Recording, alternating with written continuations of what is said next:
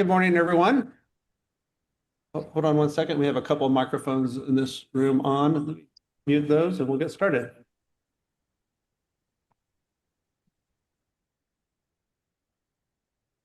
All right.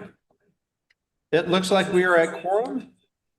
Hold on one second. We have a couple sound issues in this room we're going to take care of, and then we'll get started.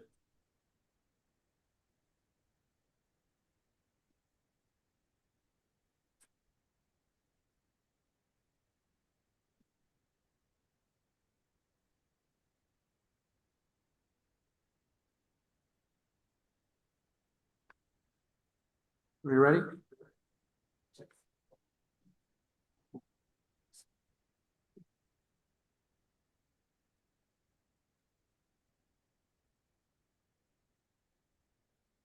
Let me try it one more time.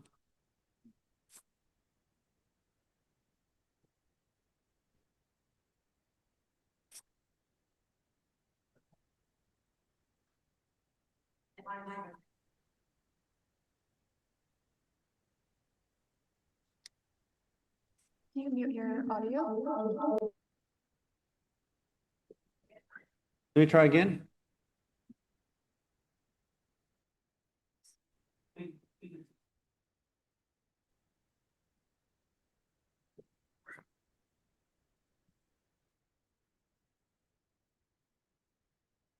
Let me try it again.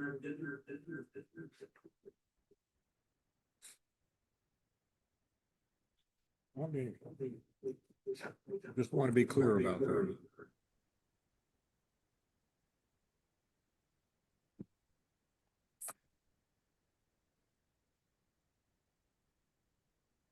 No, it can't be.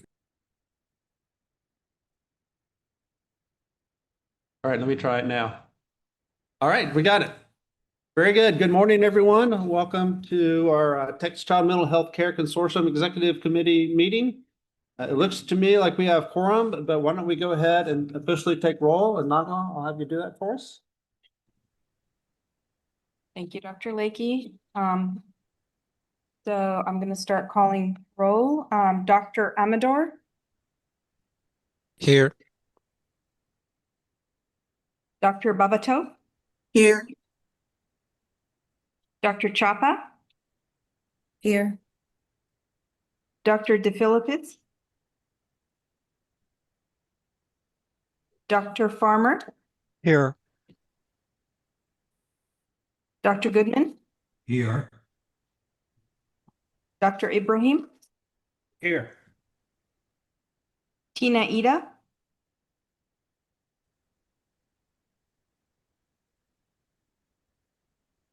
Cole Johnson, Here.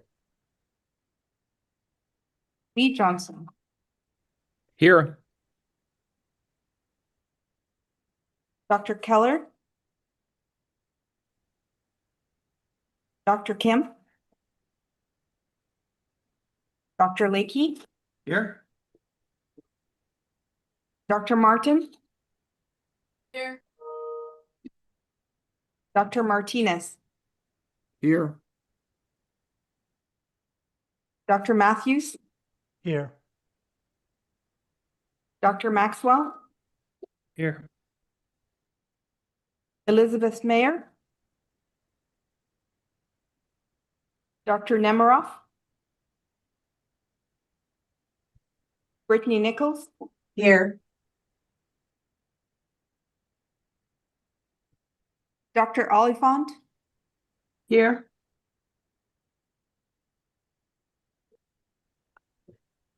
Dr. Alvera, Here. I would ask before we go any further, if there's somebody's microphone that's on and we're getting a lot of ruffling, so please just make sure you're on. Dr. Pliska, Here.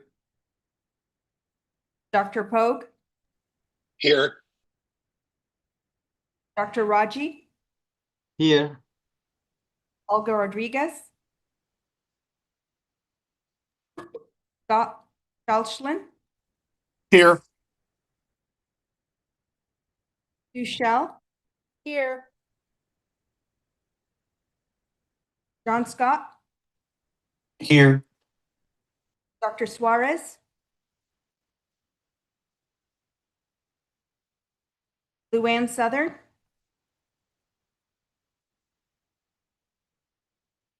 Dr. Thompson, Here. Dr. Wagner, Here. Dr. Wakefield,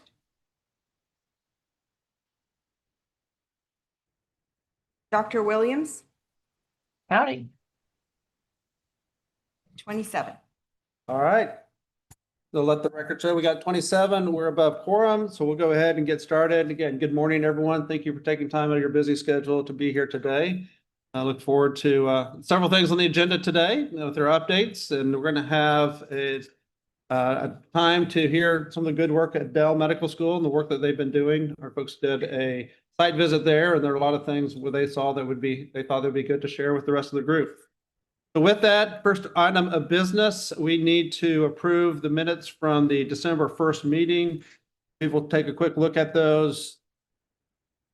And when you feel comfortable, I'll take a motion in a second to approve them. So moved. So moved by Dr. Ibrahim. Second. Second by Dr. Pliska. Any further discussion? Hearing none, all in favor signify by saying aye. Aye. Aye. Aye. Aye. Anyone opposed? Did anyone abstain? Hearing none, let the record show we had unanimous approval for the minutes. What we're going to do next is have a couple of items related to last legislative session and where we are on the implementation of the things the legislature has asked us to do, and then have an update on getting our budgets ready for the next year and for the next session. And Rachel, let me turn over the update for the legislative bills to you. Thanks, Dr. Leakey, and good morning, everyone. Quick update on legislative bills. First, I'll start with HB 18. This is the bill to expand our access programs and TCHAT to rural hospitals and clinics. Next week, we'll be meeting with our CPAN and PeriPAN staff to announce these changes to them. And throughout the month of April, we'll be hosting some webinars for hospital administrators to learn more about CPAN and PeriPAN. We expect to go live in early May with that portion of the expansion.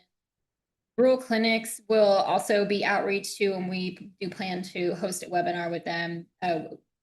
Clinics are currently able to access to call CPAN, PeriPAN already. So that's the reason for our prioritization, the rural hospitals first. And then with TCHAT, we have some technology changes planned. Internal communications are being planned as well. We do expect to start smaller initially with this rollout for the first 6 months. That'll be an optional rollout. We are also planning for referrals to come through CPAN. So a rural clinician will call CPAN, and if TCHAT sounds like a good fit, our CPAN staff will make the referral to TCHAT. So we will be holding internal webinars both for our CPAN and TCHAT staff. That's an update on HB 18. For HB 6, this is the bill that is related to resource sharing. We continue to post our resources on our website quarterly, and Ashley will be giving an update on our policy for vetting those resources. And then for third-party billing, our consultant will be sharing his initial findings soon in the next couple of weeks. And just a quick thank you to the HRIs for completing the survey that we sent out just to assess what you all feel are your needs when implementing third-party billing. Questions? What Rachel just summarized there in 2 minutes is multiple hours of work and engagement with stakeholders and with Torch and others and hospitals to try to figure out how do we do this in a smart way, making sure that we're cognizant of the other programs that are available in Texas and making sure that we do this right. And so, Rachel, thank you for all the work in pulling that together. Any questions for Rachel? But again, in summary, it looks like in House Bill 18, we should be on a good schedule to get CPAN, PeriPAN implemented very quickly, and then getting everything in place to implement TChat in the hospitals that want to, and learn the lessons and expand that as quickly as we can. Any other questions?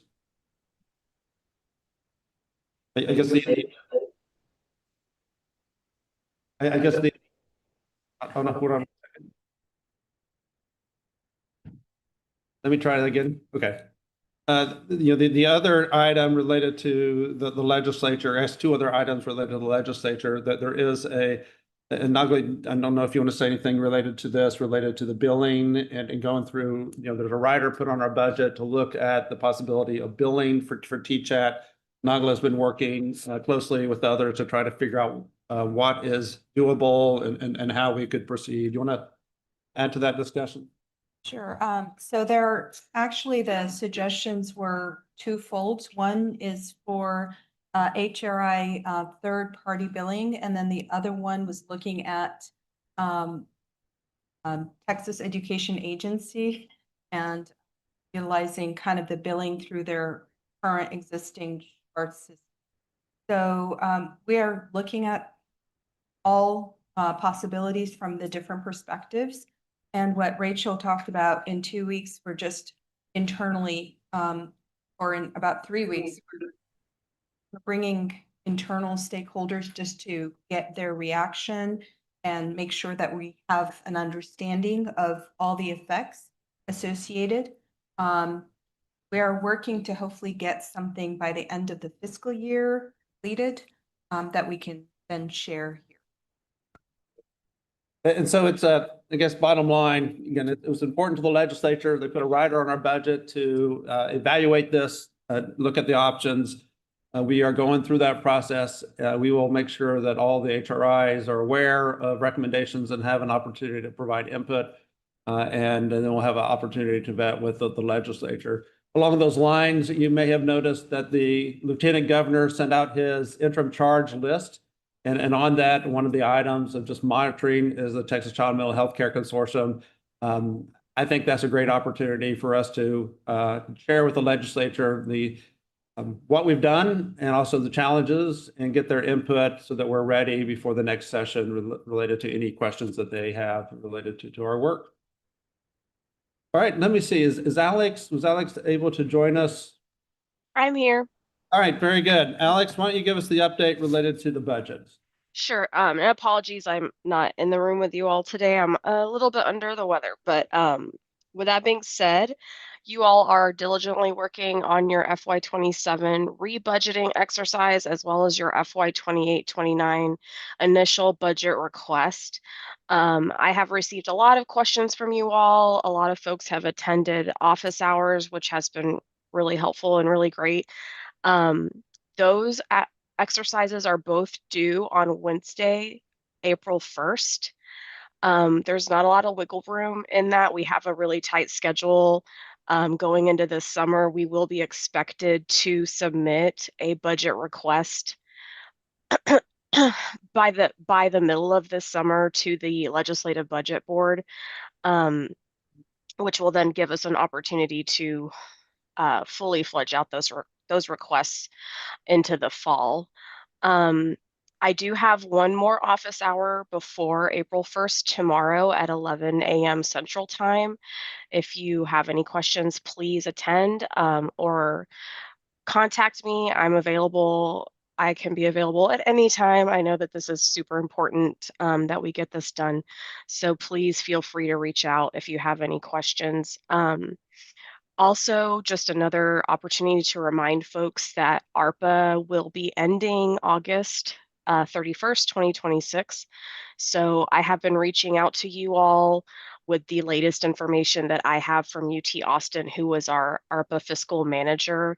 They maintain your budgets, your invoices, and your balances. So please take a look at those emails that I've sent out. If you have any questions about ARPA ending, or your initiatives falling onto GR, please feel free to reach out to me. And I think that that's it for the moment. All right, very good. Any questions for Alex? Thank you. All right, hearing none. Again, thank you, Alex. Sorry you're feeling poorly today, and look forward to seeing you soon when you're feeling better. Why don't we, I guess, one other quick thing before we move forward. There's been a couple of executive committee members that have joined us since we started. Octavia, I see you there. Dr. Martinez. I'm not sure. Okay. Maybe I didn't get, and then Sarah Wakefield, I think, has been able to join us. Yes, I'm here. Thank you. Right. Anybody else joined us since we took roll call? All right. Hearing none, let's go, Lainey, to you related to the updates on the communications. Good morning, everybody. I wanted to just start with a thank you. We've had quite a few submissions lately that have been in adherence to the 10-day policy. We've had lots of lead time recently and a few social media drafts and website changes and things like that. So I just wanted to thank everybody and thank the teams for adhering to that policy and working so collaboratively with us recently. A lot of them have actually not needed any edits. It's been a quick approval, and the others have been small things, and teams have been very responsive. So I just wanted to give that thank you.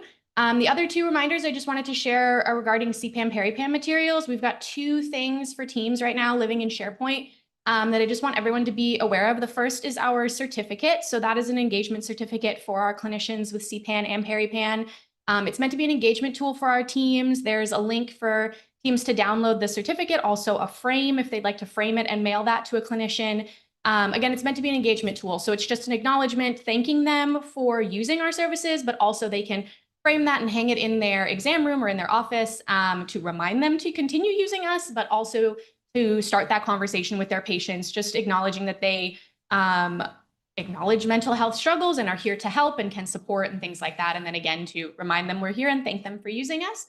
In SharePoint, there again are the certificates themselves, but also a document for teams to fill out as they're using them, because this is something new we're doing. So we want to log how it's going. So log who you're giving it to, when you give it to them, and sort of what the feedback is, things like that. So we're trying to see if this works well as an engagement tool and then implement it further or make any changes. So appreciate teams using those and documenting their results. The other item that's on SharePoint is our outreach plan. So we worked closely with CHC and created a wonderful document that's really meant to be printed out by teams and continue to not so much of a like one-time review and forget about it. It's got scripts in there for teams, all the different roles on teams and the different things they can be engaging in outreach and communications, and just different ways that they can be supporting their teams. Some tips and tricks for maybe getting past gatekeepers or getting in touch with folks that they maybe struggle with, or less engaged users, things like that. So there's a whole ton of great information in there. It's a big document, but it lives on SharePoint. It's very pretty. We spent a lot of time designing it. And we hope that teams find it useful. So all of that lives in SharePoint. And if anyone has any SharePoint issues, any access trouble, always feel free to reach out. We're here to help. Very good. Any questions for Lainey?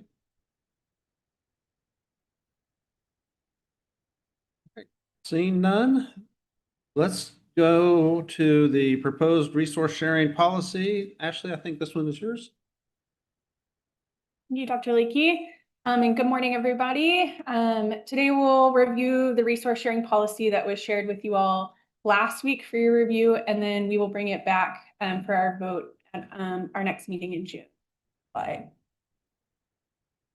So the resource sharing policy establishes guidelines for resource sharing through the centralized database that's utilized by TCHAT, CPAN, and PeriPAN teams to share mental health related resources with requesting providers and families. This policy covers the platform for sharing resources, the process for adding and vetting new resources, the verification process to follow when sharing resources externally, and the expected timelines. Okay.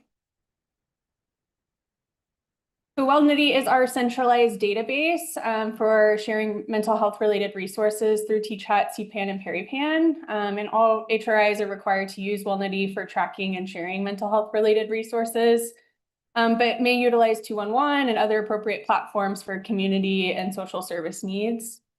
And once a resource is added to WellNitty, the HRI will review and vet the resource within 2 days. If an HRI enters the resource into the platform, they'll confirm key details with the resource as well, such as services offered, the ages that are served, as well as payment type accepted. Slide. Prior to sharing a resource with a requesting provider or family, HRI teams will verify the resource. And this includes contacting the resource to confirm that it remains active, accurate, and appropriate for the needs of the requesting provider or family. And the policy outlines key items that should be verified at this time, such as the wait time and insurance is accepted. And only resources that have not been verified in the last 30 days require re-verification before it's shared out. TChat teams must return verified resource referrals to the family within 2 weeks of the initial request, while CPAN PeriPan teams return within 1 business day of the request. And the policy outlines a process to follow if an HRI team is unable to verify the resource within these timelines. Slide. TChat teams must not share any resources externally that have not been verified, but due to the differences in timelines, CPAN PeriPan teams may, as long as reasonable efforts have been made to verify the resource, and standard language is used in the resource letter to note this. And then all referral forms must include a disclaimer language that is noted in the policy as well. Next slide. Okay. This policy was shared with TChat, CPAN, and PeriPan medical directors, as well as all the HRIs for feedback, and edits were incorporated into the final version that was shared with you all last week. And thank you to those from the EC who have already started submitting feedback. So if you haven't already, please review the policy and let us know if you have any additional edits or questions. Does anybody have any initial questions on the resource sharing policy?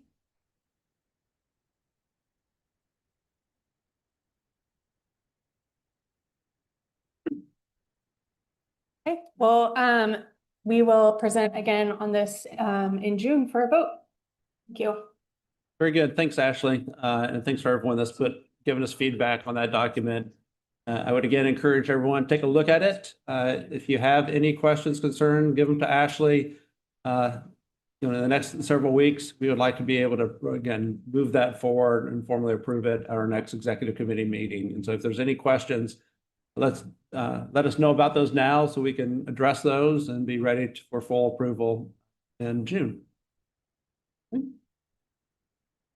We're now going to go to the section of our agenda with the review of our different programs. And we're going to start with the workforce updates. And Dr. Plitzka, we're going to start off with CPWE. We'll turn it over to you. Yep. This will be brief. Going to go to the next slide. So just as a reminder, these are the geographic territories of all our local mental health, behavioral health authorities. We're involved with roughly half of those across the state, and virtually all of them in the major metropolitan area. So currently, as of through January 2026, our average clinical FTE at the various sites represents nearly 50 folks at the LMHAs and 15 people at the non-LMHAs. And you can see in the right table how the faculty and residents are distributed. Vast majority of people are in the traditional outpatient settings, but people are also in a variety of settings, including ACT teams, developmental disability, first episode clinics, and inpatients. Slide. This represents the average, patients' visits per month over the during this fiscal year. Year to date, we've seen nearly 10,000 unique patients. Actually, those numbers are reversed, sorry. Nearly 4,000 unique patients and almost 10,000 visits, averaging out to about 2.2 visits per patient, given most people are seen for medication management. That probably is why the visits can be spread out over time. Next slide. Across our non-LMHA sites, which largely are private nonprofit community mental health agencies, we've seen roughly 5,700 unique visits to 5,700 visits to roughly 900 or 1,000 unique patients, about 80 monthly visits over time. So again, a substantial number of clinical services being provided through that arm. And the final point that I would make is that we are coming to the close of the pilot project by which we want to enhance the ability of TCHAT programs to refer to their LMHAs, particularly for those kids who have more complex mental health needs. Rachel and I will be providing a more detailed report on this in the future.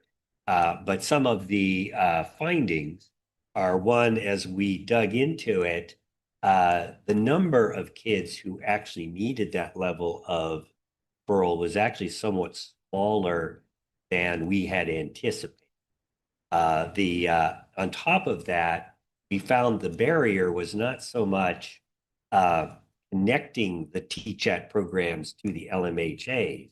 We made good progress on setting up procedures to smooth that process, but rather we found family or client resistance, the wrong word because we really don't know. But when the LMHAs would reach out to people to schedule that first evaluation at the LMHA, by and large, families would not respond. So given that that's a somewhat unexpected finding, we don't know that be able to give you a lot more insight about that. We're sharing that information with all the TCHAT programs to kind of get some feedback from them as to what they think is going on. But they'll be we'll try to get more information about that because that clearly influences how we look at this process in the future. There is a plan to have part of the TCHAT summit in June, the statewide. There will be a section of that summit devoted to this whole process when all the HRIs are present, and we can study that aspect. And then finally, I will be attending the quarterly meeting of LMHA CEOs that's held in Austin in April. And the purpose there is to kind of expand the communication between the HRIs that participate in CEOs and the leadership of the various LMHAs so that we can kind of coordinate a more statewide approach to all of the respective issues. All I have. All right, very good. Any questions?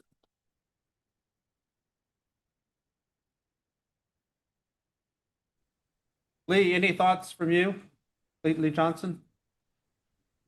Oh, thank you, Dr. Lakey. I appreciate it.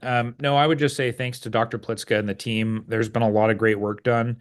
I would say we look forward to collecting additional information about experiences. Some of this is not unexpected, and I think further discussions will be really helpful and illuminate kind of a path forward here. So we look forward to that, and definitely look forward to welcoming Dr. Plitzka to our next meeting at the end of April. Very good. Thank you, Lee, for inviting us to that. And again, thank you to you and to the local mental health authorities for being part of this pilot, for all the HRIs which were part of this. Like a lot of things, you think it's going to be simple, but sometimes it's a little bit more complicated, and there's findings, and that's why we do pilots and try to figure out how do we continue to try to improve the systems of care. And so kudos to everyone that was part of that initiative. Any other thoughts from anybody? Hearing none, before I move forward, I think we've had another executive committee member join us. Dr. Keller, I think you are here, right? You've been able to join us? That is correct. I am here on audio and I'll be on, you'll see my pretty. All right, very good. Thanks for joining us. Any other executive committee members join us since we did our roll call? Hearing none, let's jump to the update on CAP and the other workforce expansion. Dr. Brenner? Hello, everyone. First of all, thank you to Claire Naday for her work on all of the things that I'm about to report. Start with shared didactics for the CAP fellowships. To remind people, we are launching under the leadership of Denise Bond a series of seminars that are aimed at providing didactics on topics that every HRI may not have faculty with expertise. So we're going to have 4 sessions this coming years. We'll launch in August. Child and adolescent psychiatry and the law. Sarah Wakefield will be presenting. Eating disorders, Ursula Kelly. Addiction will be presented by Edore Onigo Otite. And technology use and child and adolescent mental health by Jeffrey Temple. The speakers represent Texas Tech, UT Southwestern, Baylor, and UTMB. So I'm just very pleased at the way that this is demonstrating the capacity to pull from all of our resources. Later this week, I'll be meeting for a quarterly meeting with the CAP Fellowship Program Directors. And among other things that we'll be talking about is the question of whether there is bandwidth and interest in continuing to press for more growth and more stipends. We're also moving ahead with the OWE, the other workforce expansion program. Affinity groups are being scheduled. We're going to have 4 meetings, one for the projects that are aimed at training psychologists, one for social work projects, another for LPCs, and another for advanced practice providers. So those will all be getting started in the weeks ahead. And last, our group who've been working on disaster preparedness training for trainees, Kaylee Davis-Bordowski, Kelly Sopchak, and Mark Brown, have a PowerPoint that is ready to go. It's been vetted and I will add greatly improved by consultation with David Gruber from DSHS and Chance Freeman at HHSC. And so we'll soon be reaching out to all program directors, not just CAP, but every general psychiatry program director, subspecialty fellowship program directors, and setting up a number of option dates for trainees to participate in that. And I think that covers it. Thank you. Very good. Any questions for Adam? Adam, I was encouraged looking at the data from Match Day that it looked to me like all the psychiatry residency slots in Texas filled and the CAP positions filled statewide. So kudos to all the program and program directors for the expansion that you've put in place and for the recruitment and filling all those positions. We've got an incredible group of Texas program directors. We are all collectively very lucky. And I think that as people come together more, we're going to increase the reputation of Texas as the most exciting place to train in psychiatry. Yeah, I really like, and then we can move on, but the way that the programs are supporting each other, across systems, across institutions, helping each other keep their programs vibrant and filling in as needed. And thanks, Adam, for spearheading that work. I think that's a great story to tell. All right, let's transition. Dr. Wakefield, let's go to the Peri-PAN update. Yes, absolutely. I don't see the slides just yet. There they are. Perfect. All right, next slide. So just want to review our enrollment over time. This is something we continue to work on. And I like this slide because it shows, from the time that we started statewide, this is not when we started the pilot, but when we ended the pilot, we had just over 500 obstetricians enrolled. So our pilot sites did a really, really great job of getting a bunch of obstetricians enrolled. And now we are up to 1330. So we continue to increase that number over time. As you can see, the slope is a little less steep than it was originally, but we are excited that our teams continue to be diligent and look for opportunities to support and let our obstetricians across the state know about this program. Obviously, these are not the only individuals and the only clinicians utilizing PeriPan, but we are tracking the obstetrician numbers of enrollment to show that those are all new clinicians who were not previously enrolled with our CPAN program. We have lots of, I think we'll have another slide on it, but we have lots of pediatricians and other types of clinicians who were already enrolled in CPAN who call and utilize PeriPan as well. Next slide. We utilize this slide to kind of show our engagement over time. We have seen a little bit of a stabilization in our called only once and an increase over the last little bit, as you can see, in our calling multiple times, which we would expect that to happen with the maturation of the program. We want to see more people starting to call more than once than just calling that initial time. We continue to have physicians be the number one or the most likely caller of PeriPan, but we have physician assistants and nurse practitioners calling as well.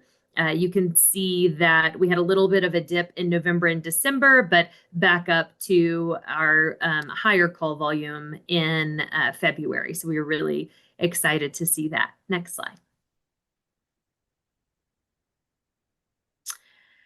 And this is a busy slide, so let me orient my brain for just a minute. So total consultations by month and calendar year. You can see that we have had, looking at January and February at the beginning of, so this is a calendar year, January through December, helpful to orient our brains because we all work off so many different calendars. But here we have higher call volume in January and December than we have experienced in the past. So we were really excited to see that.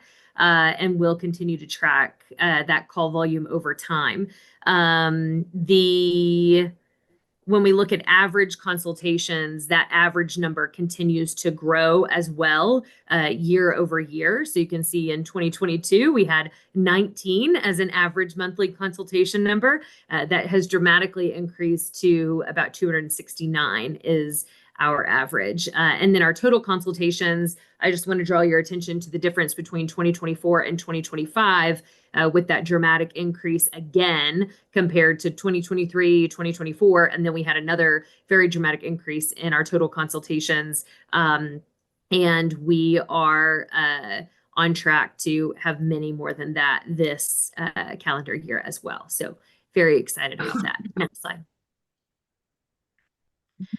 When we think about who is calling and who they're talking to when we're providing that consultation, when we looked at states across the country, we want to see, the standard seems to be 30%, 33% being handled by psychiatrists and about 60 to 66% being handled by, or 66 to 70% being handled by other types of mental health clinicians answering the phone, helping find resources, those types of things.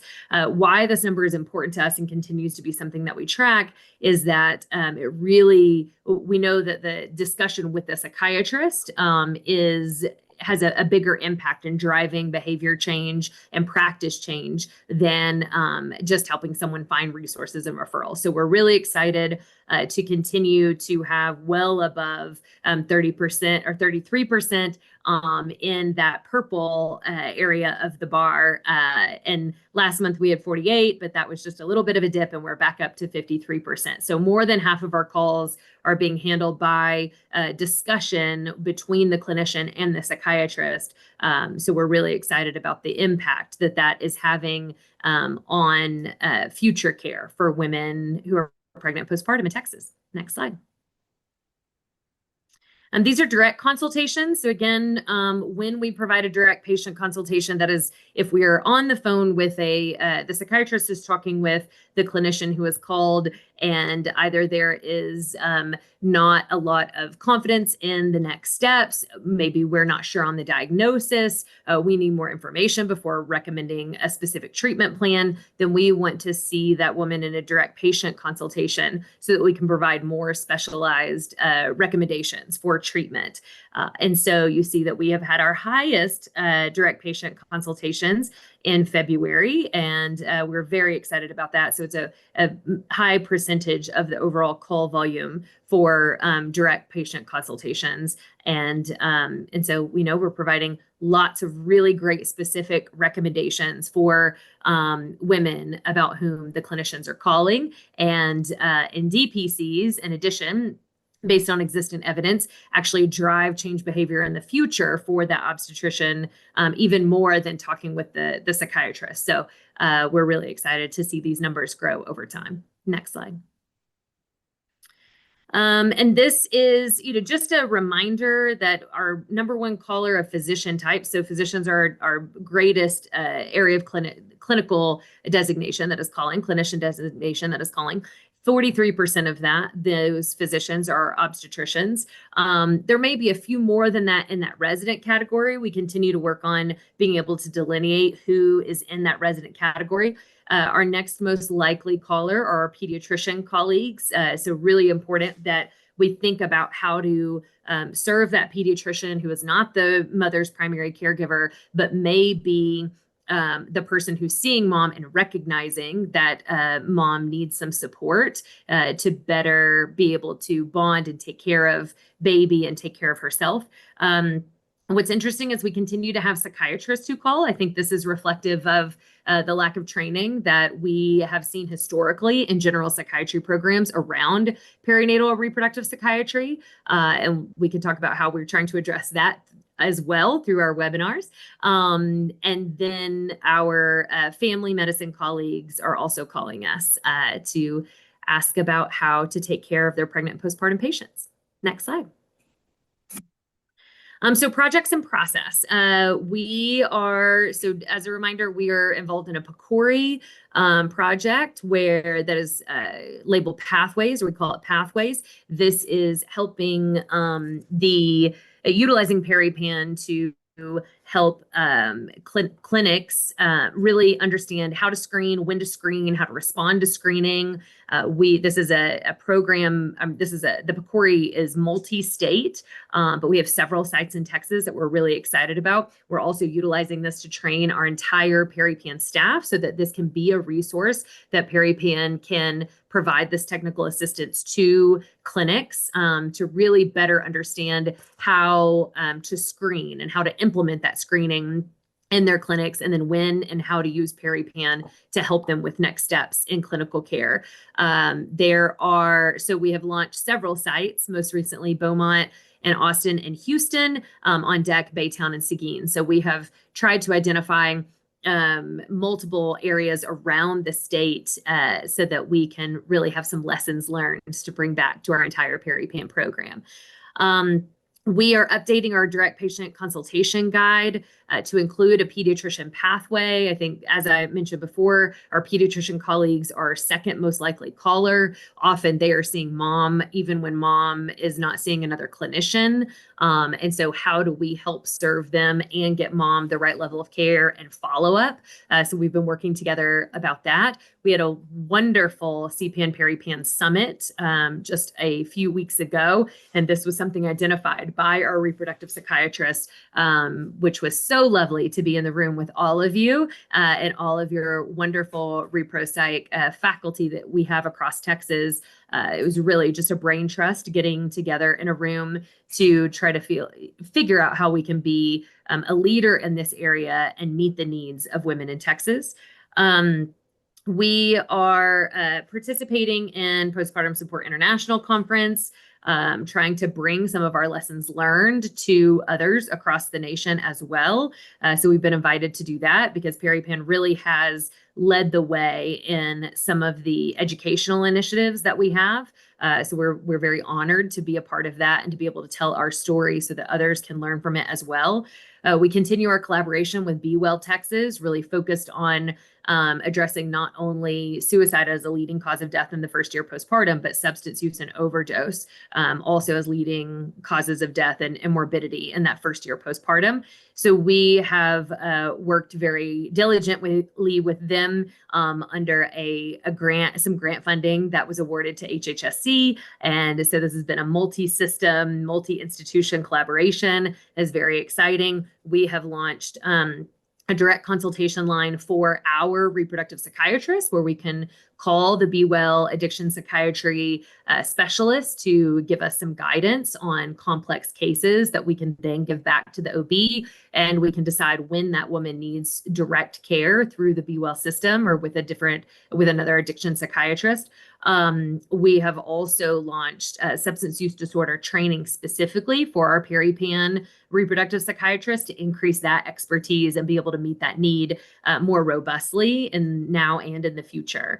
And then for our toolkit, so we definitely have our Peripan toolkit. We've had that for quite some time. We're very proud of it. But we are meeting to expand what our clinical recommendations are in there and how to improve that. That was something we reviewed at the summit as well.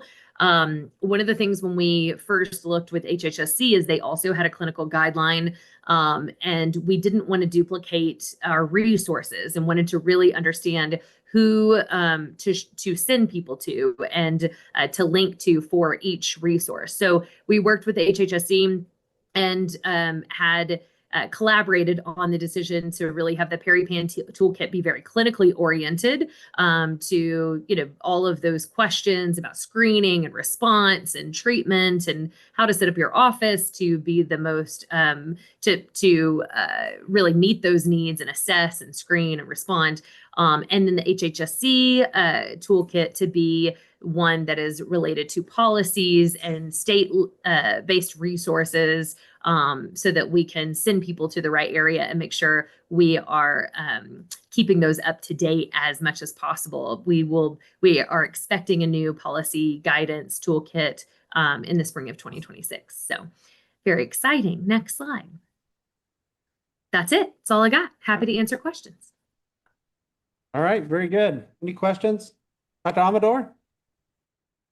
Heather, thanks, Dr. Wayfield. I was wondering, in regards to, I know you had this slide about different clinicians calling in, whether it's OBs or residents or psychiatrists. I wonder if we know, would it be something like the OBs who are calling in, are they like early career psychiatrists, mid-career or later career? I wonder if we have that data. We do not have that data as far as I am aware within our collection tool at the moment. That I guess that could be something maybe that we overlay even with our TMB data, that the number of years practiced or the year graduated could be existent or should be existent, obviously, in the TMB data. And so that is a very interesting question. And I think we could overlay that, but it's not information exactly that we have in our collection tool at the moment. Oh, thank you. No, yeah, I just thought it'd be interesting to see like who felt more comfortable using the service or who felt that they needed, support the most. So, Dr. Amador, the external evaluation team has done something, and IE as well, sorry, it might be the internal evaluation team, where they look to see who's using the service, and they did find that early career clinicians were more likely to use the access program and also women physicians. So that was a few years ago, so certainly they might be ready to do a refresh and looking at who's using the service. But that's a good suggestion. Thank you. Thank you. Any other comments or questions? Dr. Wakefield, the one piece of data that's going to stick out in my mind is I was doing a little math in my head. It looks like we have a 25% year-over-year growth in the number of consults so far this year compared to last year. So, kudos to you and the team. And even though the number of providers, it seems like the number of providers enrolled is expected that line is not going to be as steep as in the past, but you're still seeing 25% increase of the use of the service. So I think that's great.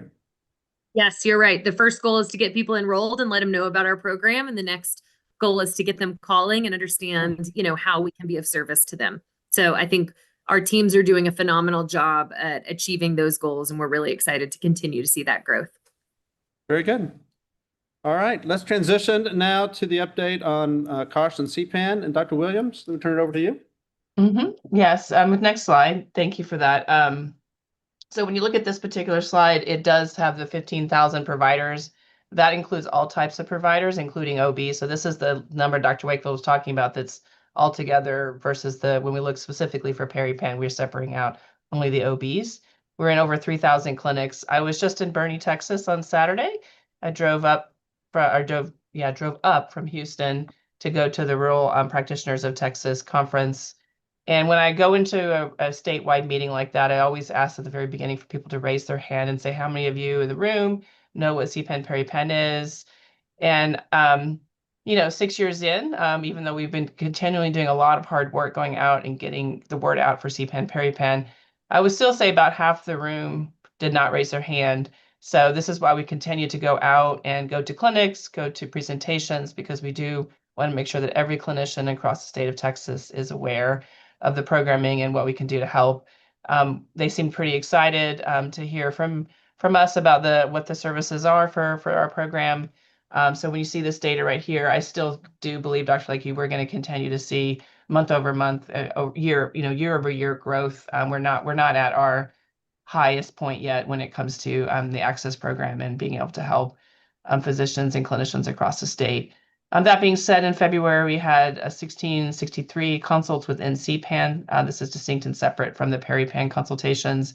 There was some growth between this year and last year related to that. And we continue to do phenomenally wonderful at calling people back when they ask us to within that 30-minute time frame.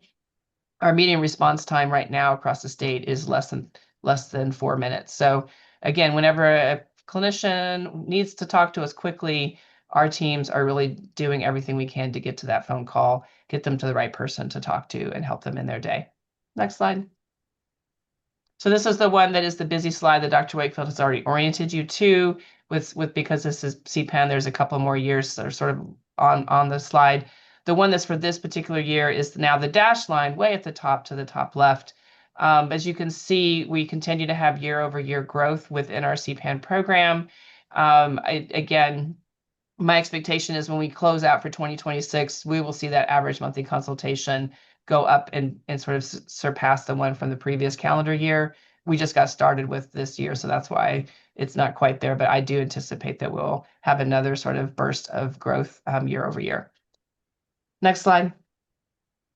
Similar to Dr. Wakefield, we do track how often our psychiatrists get involved in our CPAN consultations based on that conversation about what is the change behavior that we're looking for, and that does help. Again, there's less change, almost no change if they call and ask for resources. There's a modest, significant amount of change to their behaviors of helping mental health when they do speak to our physicians. So again, they're not able to get a direct consultation if they don't first meet with our psychiatrists. So one of the first things we've got to make sure we do is when we're talking and helping them, whenever it's practical and necessary, making sure the psychiatrist is involved in the consultation. So we're hovering around 37% of our calls do get directed to our psychiatrists. So we're excited to see that. Next slide. Because again, that will directly tie into the frequency in which we will maybe recommend a direct consultation. So as you can see here, we kind of have ups and downs when it relates to that, but there's still some steady amount of growth when it comes to CPAN, when it comes to doing a direct consultation for those providers and those children that we're seeing. And again, the idea is that once we do a direct consultation, that we can take up to 2+ hours for us to see the patient, write a consultation letter, and then call that primary care clinician back to give them our sort of recommended set of plans that might include them continuing to see the kid and or the woman. This is really where the change behavior really works the most. So it's important for us to keep track of this to make sure that we are doing, a reasonable amount of direct consultations, because that's the sort of thing that seems to be the most impactful in helping primary care clinicians become more skilled and able to handle mental health disorders and conditions. Next slide. Similar, so for within sort of COSH, within my role, we have been working with our teams to create some improvements to the dashboard. One of the things that we need now that we're actually so busy is that the dashboard where the team does their work day to day, we needed to sort of consider making some improvements to make that flow operationally work better for teams. So we had a series of work groups. We finalized and had all the team members involved that needed to see that before we sent it off to our vendor for making those improvements. So we will have dashboard improvements just for the regular piece as well as for DPCs. The other thing we have done is we have started a work group related to direct patient consultation assessments. I'm pleased to say that we've done the first step, which is talking to the psychiatrist across the state related to what kind of assessments they would want. Dr. Wakefield is doing a similar thing within PeriPan, and the goal will be to have finalization of what assessments we're going to use. The hope is that we will use pretty much the exact same ones that we're doing in TChat, so that over time we can have some ability to do some cross comparisons across TCPen and TChat when it comes to first assessments that we're doing related to young people and women, related to the conditions they may have, the severity of their symptoms at time of that evaluation. So we're excited for that process to be moving forward. We're also having the ability for teams to see with a lot of detail because teams do cover for each other. We're one big team. So we want to make sure that teams can see what part of a consultation their team may have been involved in over a course of a month. So that now is been approved. And so we're going to work to be automating it so the teams will get that as a download every month. And we're also working with the UT system team and the IE team to work on automating the experience survey, similar to how we did that for TChat, so that we can try to have a better response rate when it comes to having the clinicians provide us feedback. We did review how other states are doing this sort of experience surveys, and we talked through a number of iterations. We want to make the survey be as short as possible, still providing us with good information and thinking about the cadence. One of the things that other states are actually somewhat envious of our state is how busy we are as a consultation team. So we have to be careful to not send the automated survey out too frequently, because we don't want to frustrate any of our providers. But at the same time, we still would like to have an increasing number of data related to how they're experiencing the survey, experiencing the program. So we'll be working to have that automated. We have been working with UT System and our teams to make some upgrades and improvements to Wellneti to help us with searching the search feature, as well as just ensuring that that data is available as needed for that legislature request related to the types of referrals resources we have within our own system. We have been working to create enduring materials within CPAN. And this is the way for people to do things asynchronously. So obviously our hope is for people to attend our 4+ CME hours, CPAN, PeriPan across each given month, but we know clinicians are often very busy. And so having the ability to have some of our materials be enduring so they can watch them asynchronously, that is starting to come to fruition. And then of course, we're in the midst of doing our both CPAN and PeriPan spring CMEs. And we're actually working to get the entire schedule set for CPAN and PeriPan for the upcoming fiscal academic year, so that we can have the teams have enough time to go out and appropriately educate and provide information on the schedule of our CME activities for both CPAN and PeriPan for the upcoming year. So lots of great work being done across the teams. And so next slide, which I think is TChat. So I'll pause in case there's a CPAN question. Any questions related to CPAN? Hearing none, again, thank you, Laurel, for all the work and championing that. And again, a lot of volume. So Yep. that's good. So why don't we We go are ahead excited. and have the update? T-chat. Yep. All right, next slide. It's like thinking about it. Okay. So again, hopefully at this point for executive committee, you're familiar with the slide, but for people who may not have seen this before, this is the number of referrals. As you can see, it's year on year. So referral is after a school has said, I think this child may have a condition that might need TCHAT, then they talk to the parent says, yes, please send a referral.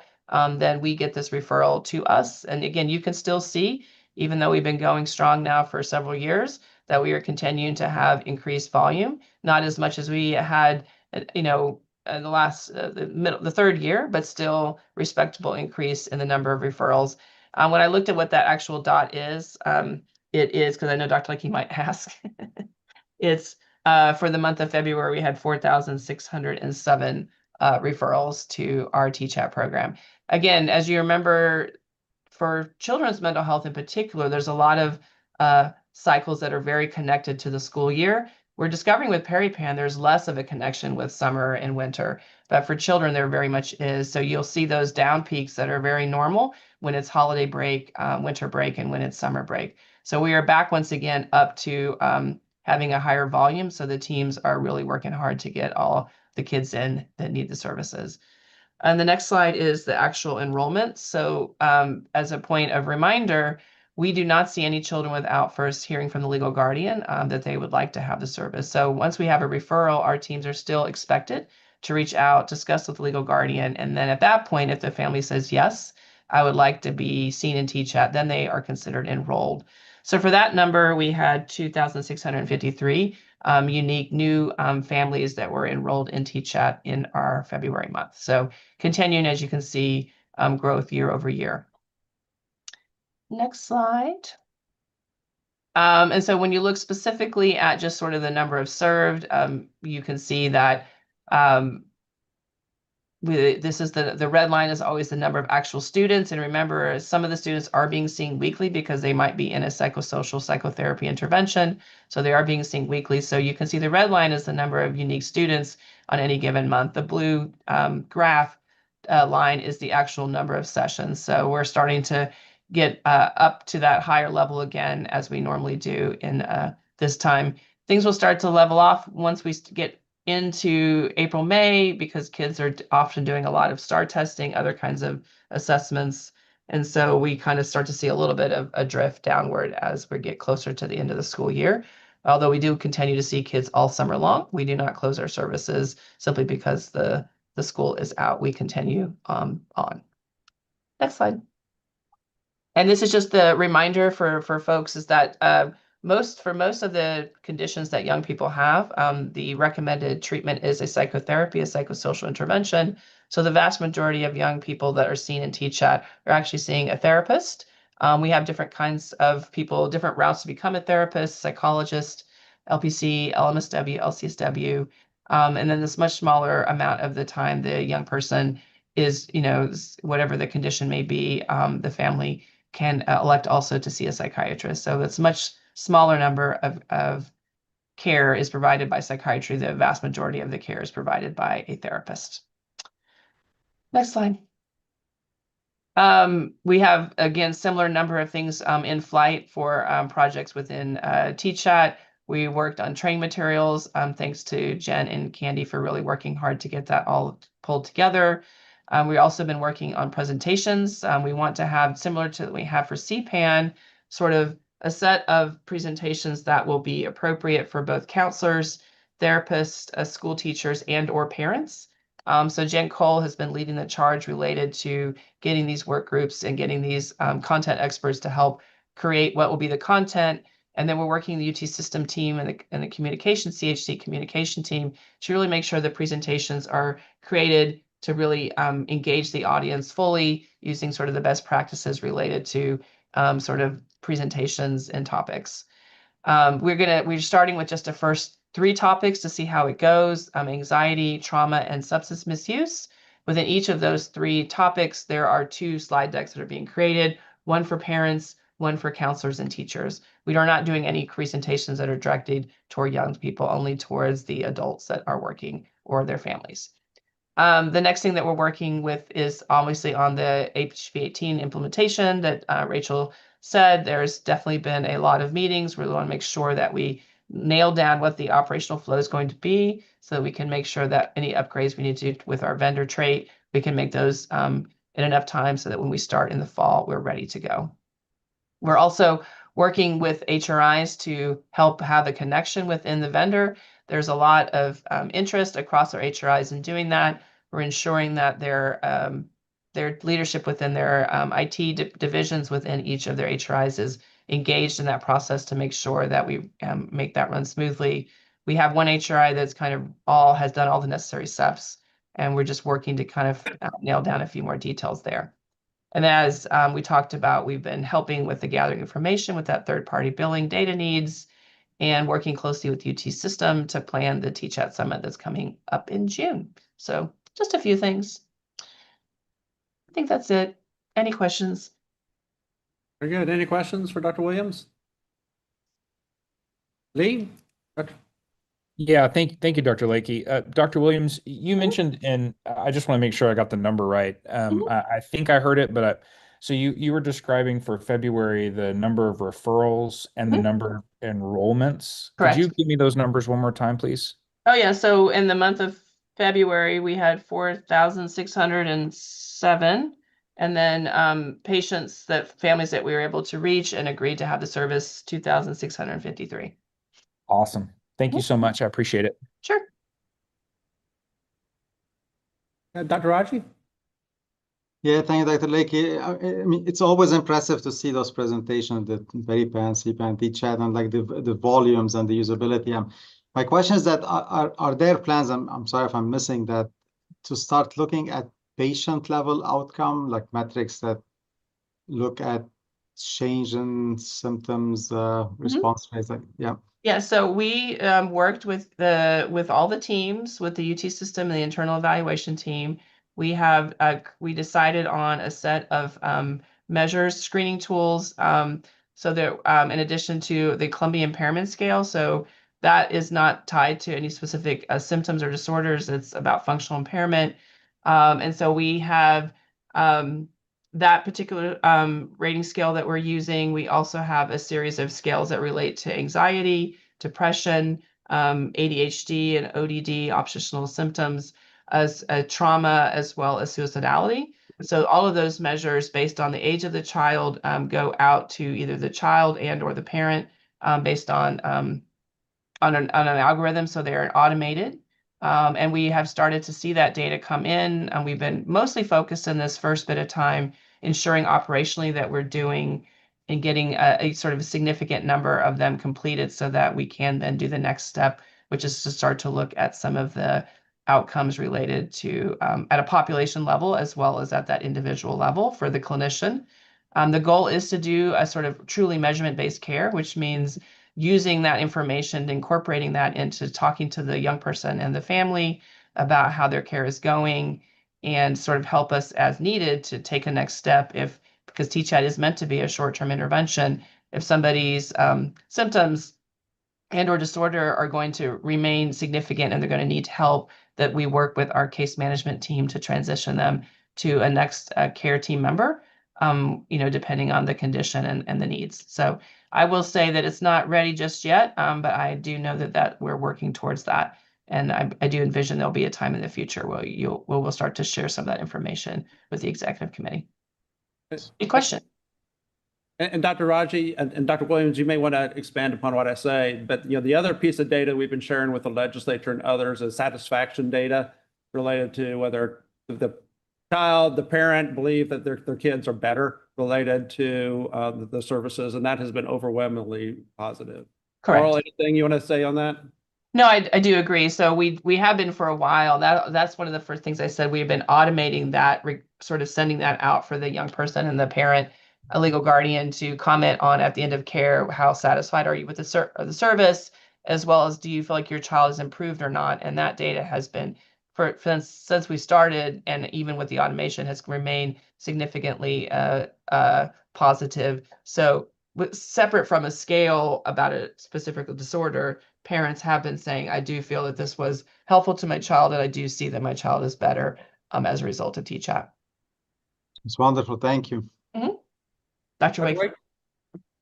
Yes, I just wanted to clarify, Dr. Raji, this may not be what you had meant, but you had said CPAN, PeriPAN, and TChat, and I just wanted to make sure that we're for CPAN and PeriPAN, we don't have patient level data in the same way. We'll get, if we do the direct patient consult, we'll get initial patient data for sure, but then there's not follow-up. And so we aren't collecting that long-term patient data in that way because of the nature of the program. So I just wanted to make sure we had that delineation so that the expectation wasn't, we're going to come back to you with patient level data about CPAN and PeriPAN in the future. Yeah, thank you. This is helpful. Thanks. Very good. Any other questions? Seeing none, again, Dr. Williams, thank you for all the work and leadership and getting it in both programs to move forward. Takes a team. It takes a team. Yeah, lots of people have been involved in it. But again, appreciate your work and your role in that. Why don't we transition to what we call the TChat Governor's Report? Stephanie, let me turn it over to you. Thank you. Morning, everyone. So as you can see here, as of the end of February, the TChat program was active in 7,527 schools, which covered 83% of the student population in Texas, of the public student population in Texas. There were 6 HRIs that had increases in the number of active campuses. This shows the number of schools that have planned implementation dates with onboarding status. So there was 406 schools with onboarding status, and out of those schools, 368 of those schools have planned implementation dates. This information is presented by ESCs. So there were 2 ESCs that had an increase in the number of active districts in February. Here we just see there's a continued trend of upward growth in the student population and the schools covered by TChat. And this one shows the reasons that districts have declined TChat statuses, and the top reason remains that the school or district may have existing mental health services. That's it for me. Very good. Any questions? Again, this is part of a report that we give to not only the governor's office, but to the lieutenant governor's office and key leadership offices in Austin so that they can see the great work that you guys are doing. Cole, I see your hand. Yes, thank you, Dr. Lakey. For those that have declined services, is there any planned follow-up on any, 6 months, year out, or once they decline, it kind of just sits in that decline status? Yeah, so schools that are in decline status, we do have HRIs reach out at least once a year. Yeah, we continue to reach out. Our folks continue to make sure that those schools know that if they decide to now implement TChat, that we will help them to do that. A lot of those schools that have declined have been because they have on-premise mental health services. And so there's a rational reason related to that. I think what we're all watching very closely is that some of those services have been funded by ARPA dollars in several areas that are going away. And so we are a little bit just cautiously watching to see what happens as those dollars go away, whether those mental health in-school services also go away, and whether we may have a ask from a couple of large school districts to help bring them on board. Any other comments? Hearing none, let's transition. Dr. Pliska, we're going to go back to you related to the Data Dissemination and Publication Committee. Very good. I just have a verbal report. So the DDPC has been is really running in full force now. At the February meeting, we approved the external evaluation team submitting an abstract for a special issue of Frontiers in Psychology. They're going to have a special issue on scalable psychological interventions, adversity communities. maybe the external evaluation team will say a little bit more about that in their presentation. Dr. Kevin Wagner at Baylor had 2 studies approved. First is an effectiveness study looking at outcomes of TCHAT participants who are in the cognitive behavioral treatment extension study for those with a diagnosis of depression. He'll use the TCHAT data for that. And then he's also going to do gather his own data, a survey of consortium providers looking at a variety of factors there. Then in the, let me get it here. In the March meeting, we approved with stipulations the manuscript, rural and non-rural pediatric health providers' beliefs and attitudes by Dr. Sean Mitchell. This looked at PCP's levels of comfort and dealing with suicidal ideation and the degree of training that they had, needs for additional training. And Dr. Sobczak submitted her NECMR project using artificial intelligence to look at potential outcomes within TCHAT project, stipulations to that project. We already have several items on the agenda for April meeting. So in the processes by which investigators can submit their requests is going very smoothly. So I think we're going to start to see more research, more publications, potential for publications out in the very near. Very good. Any questions for Steve? All right, hearing none, let's go to our update from internal evaluation. Molly, let me turn it over to you. Good morning. We wanted to also just share a few verbal updates from our internal evaluation team for the meeting today. First, we have a new part-time team member joining us today, Shannon Muhammad. This is actually her first day, so she's getting her system set up this morning, but she'll be joining Cynthia to support our Salesforce platform. And over the next few months, we expect you may start to hear from her in a user support role, such as responding to cases that are submitted through Salesforce and hosting office hours. Shannon brings years of experience in both data management and sales through the University of Texas at Austin, and we're excited to have her join our team. Next, speaking of Salesforce, the past few months have really focused on continuing to enhance the staffing application and the allocations portion of that, which will support communication across the consortium as well as financial.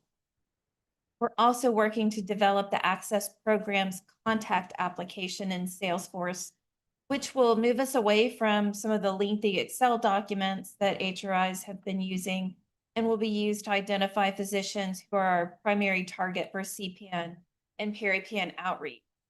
The team at UTS has gathered information from HRIs to inform the design, and we're excited over the next few months to get that finished up. We're also busy getting ready for the TCHAT Summit coming up in June, and we're excited to provide a variety of analyses, support presenters, and for TCHAT teams as well as they work together at the summit. And then lastly, we're working on some upgrades to our data dashboards. We've gathered suggestions from HRIs and are working on some of those initial changes, as well as some strategies to improve the efficiency of the data loading, as well as providing greater access across the network. We're also preparing suggested changes to the metrics in the dashboards for our next fiscal year, and those will be brought to the next executive committee for first question. Any questions or comments for Dr. Lopez? Hearing none. Again, thank you, Molly, all the work that you've put into this. And let's transition to the external evaluation. Dr. Sava and Dr. Pesca. Thank you. Thanks, everybody. So we have a few external evaluation updates today. First, we wanted to give an update on our peri-PN interviews. And we have recently completed conducting in-depth interviews across all 12 HRIs. with psychiatrists, program leads, and coordinators who have been directly involved in delivering consultation and education services. These were 90-minute discussions, goal really to understand how PeriPan is being implemented on the ground. We focus predominantly on workflows, service delivery models, outreach and engagement strategies, as well as barriers and facilitators to implementation. And this was really important because it allows us to really understand systematically the variation across sites and what is working well and what may need to be improved. At this point, all the interviews are complete. The transcripts are clean, and our qualitative team is actively coding and analyzing the data. And the goal with these interviews is to really help inform the development of individual HRI process maps and a PeriPan logic model, and hopefully ultimately guide continued improvements to PeriPan implementation across the HRIs. Next slide. Another major activity is our TChat School Liaison Survey. And so we are launching the fiscal year 26 survey to continue to understand, how the program is being implemented at the school level. This survey in particular focuses on the intermediate outcomes aligned with the logic model that we developed. We're really focused on assessing fidelity to core implementation strategies in TChat and the characters of users. We've included measures of the implementation context, such as organizational readiness, communication, training, and engagement, to continue to understand what factors are really influencing how the program is delivered. And just to note that this is guided by a widely used implementation science framework, the Consolidated Framework for Implementation Research, or the CFR, which really helps us understand how factors are associated with implementation. And together, the hope is that this is going to give us a complete picture of not just whether TChat is being used, but really what is driving successful implementation at the school level. So we have finalized that survey. It will be distributed at the end of March, early April. Next is the CPW training survey and logic model. There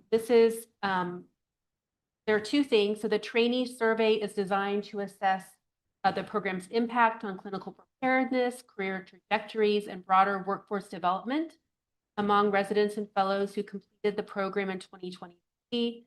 It has questions about their confidence in clinical skills, interest in child and adolescent mental health careers, and programs on job placement and longer-term goals. So we have developed this survey, and we're currently compiling contact information cohort, and we plan to distribute the survey in late March. We've also been working with UT System and CPD leadership to develop a draft logic model. This will really help us clearly define the program structure, key activities, and intended outcomes, and will continue to provide the foundation for evaluation. And we are planning to present this logic model at the next PWE leadership meeting, and then we will share it with the executive. And then finally, our fiscal year 25 individual HRI reports. So this was from our last fiscal year, but building on our large report that we put together and presented to UT System, we're developing two reports, one for TChat teams and one for CPAN teams at each HRI. And the goal is to really share key findings from the fiscal year 25 external evaluation and provide actionable feedback to strengthen implementation. So the TChat report will include the school liaison survey and our HRI interviews. For CPAN, it will include the provider survey, the direct consultation survey, and the HRI. And so within these reports, we examine key drivers of engagement and utilization, barriers to program use and participation in core activities, and outcomes. And what we've done in these reports is we have grouped them into rural, urban, and mixed categories based on an internal assessment of their catchment counties and rurality. The hope was initially to be able to have an individual report for each HRI, but because of small sample sizes, we are doing it based on rural, urban, and category. And so those reports are almost complete and will be shared with HRIs. That's it, unless there are any questions. It looks like Dr. Wakefield has her hand raised. Go to her first. Yes, thank you so much. I just have a question about when you say CPAN, is it because our teams are typically integrated across every HRI? And so my question is it CPAN specifically, or is that supposed to encompass both CPAN and PeriPAN? And if it's not, how are you kind of delineating what responsibilities are CPAN and PeriPAN when the team is integrated? Yeah, so with the HRI reports, you mean? Yes. Okay, yes, so in particular, that survey was particularly focused around, we did not mention PeriPAN, it was particularly focused around the general CPAN workflow. And so it was provided without reference to PeriPAN. So it's possible they could have been thinking about PeriPAN at some points, but there was no reference to PeriPAN. We asked them to think about the CPAN program. Yeah, I guess I just think it's an interesting, and maybe this is for another conversation, another meeting, but it's an interesting thing to try to evaluate the program separately when they're so intertwined.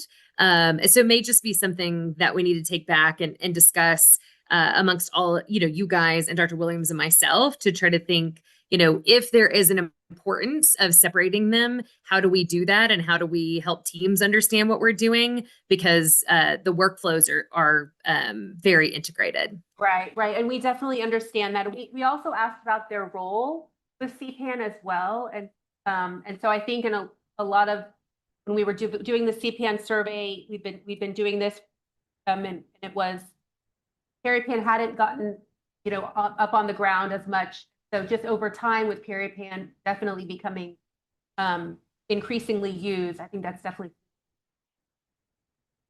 so we can definitely take that into account. Thank you for bringing that up. All right, any other questions or concerns? All right, seeing none, thank you both. Thank you to your teams for all the work you're doing. Let us now transition. As you probably know, our teams have been going out and doing site visits, which I think are really important. They give you an opportunity to go out in the field and actually see how things are working and have dialogue back and forth on an individual program. Our folks recently did one at Dell Medical School and learned a ton, and we thought it would be good to share some of the slides and discussion with the whole group. And so I'm going to turn this over to Dr. Kim and let you share with the whole group what you shared with our team. Good morning, and for this special invitation.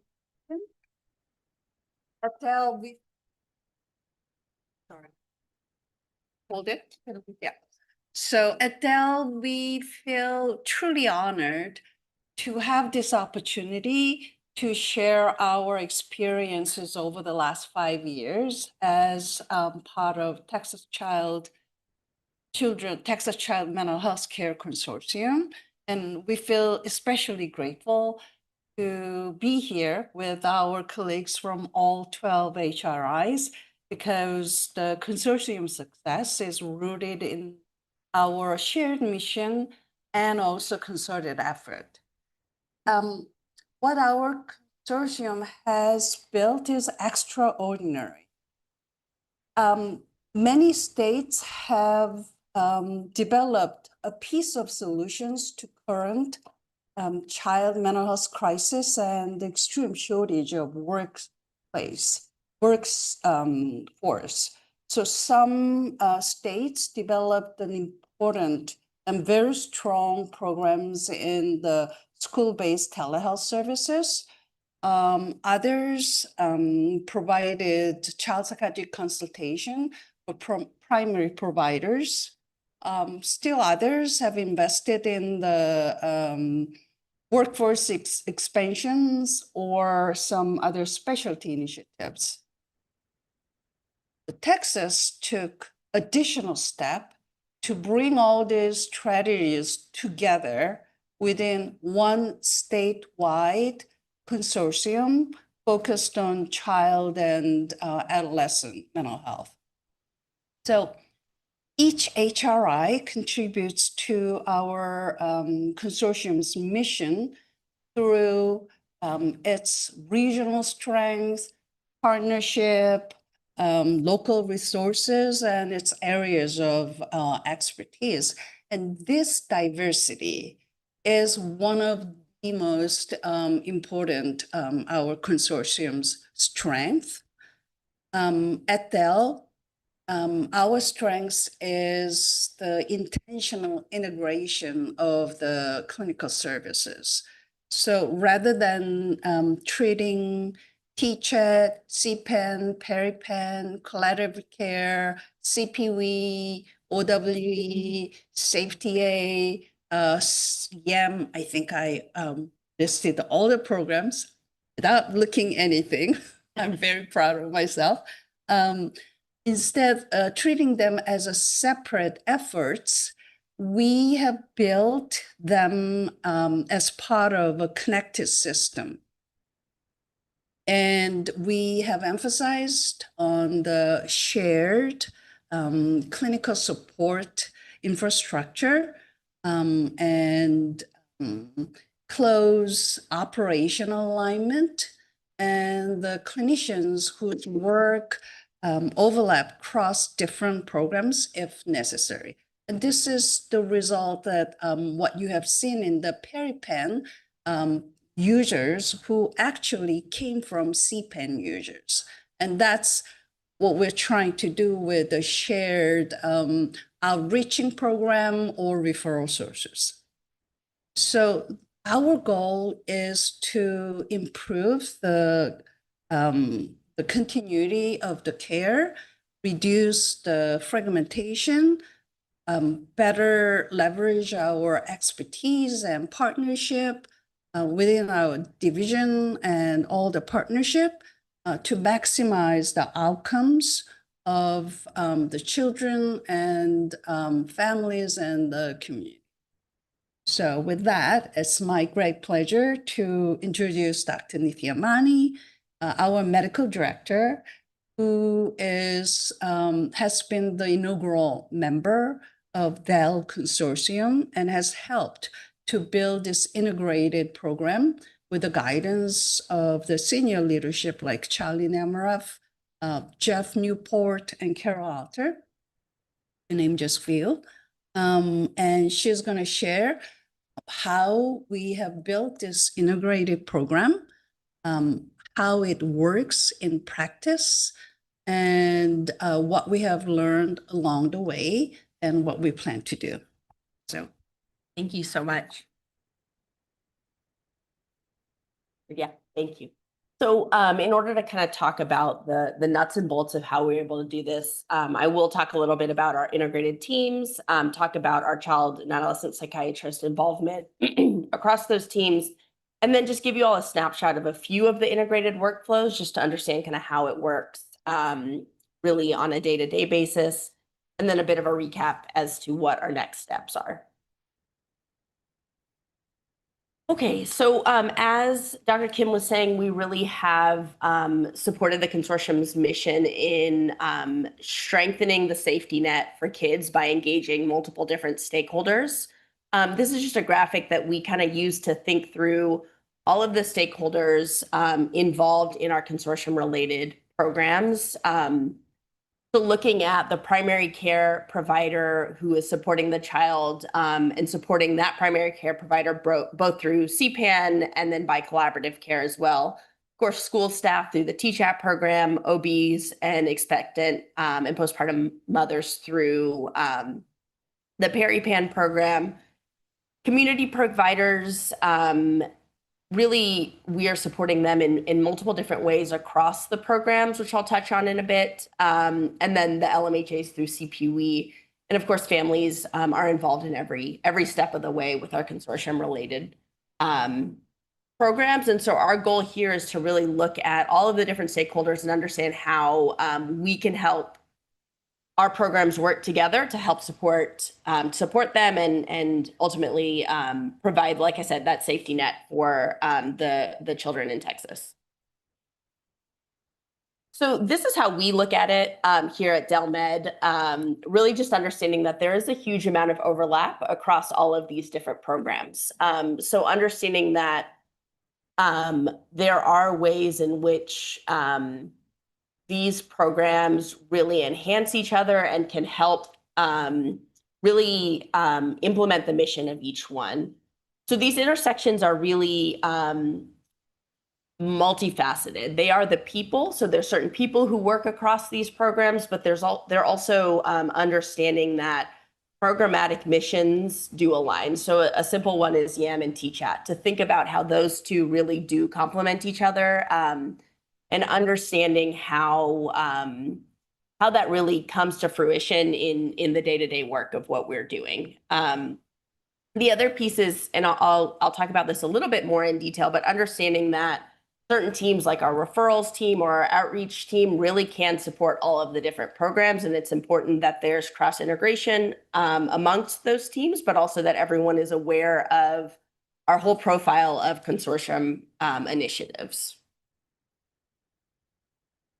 So to talk a little bit about integrated teams, you go to the next slide. Thank you. So really understanding the organizational structure of how these teams were set up here at Dell Medical School. So there is, within Dell Med, there's a clinical and administrative leadership that oversees all of our consortium related programs. So that's CPAN, PeriPAN, TChat, CPUE, YAM, CAP, Safety A, OWE, and collaborative care. What this allows is multiple people have awareness and oversight of these programs within the scope of their day-to-day work. And so it's not that it is an additional piece of collaboration with an external team, it is that they're all part of that team. The way that this in kind of actuality is implemented is that there is a monthly strategy meeting with senior leadership in which we discuss different programs and different parts of the programs. And out of that meeting really comes a lot of brainstorming and a lot of opportunities for integration that I feel like wouldn't have been as apparent kind of on the kind of boots on the ground level.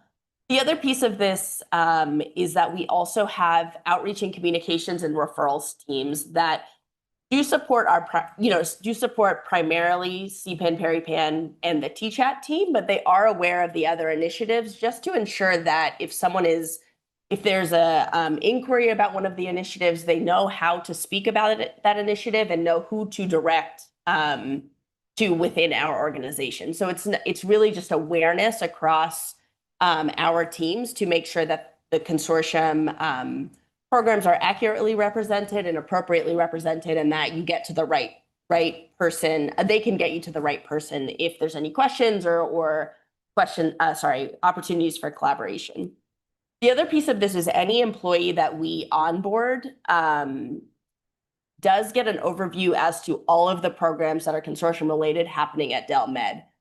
We've gotten really good feedback from our staff on that because they really like to understand that they're part of this bigger consortium mission and like to hear about the different programs that are going on. Although they may not be working specifically on those. So for example, a TChat therapist is not working on CAP, but they like to understand what is going on across the consortium and at Dell Med to support the initiative.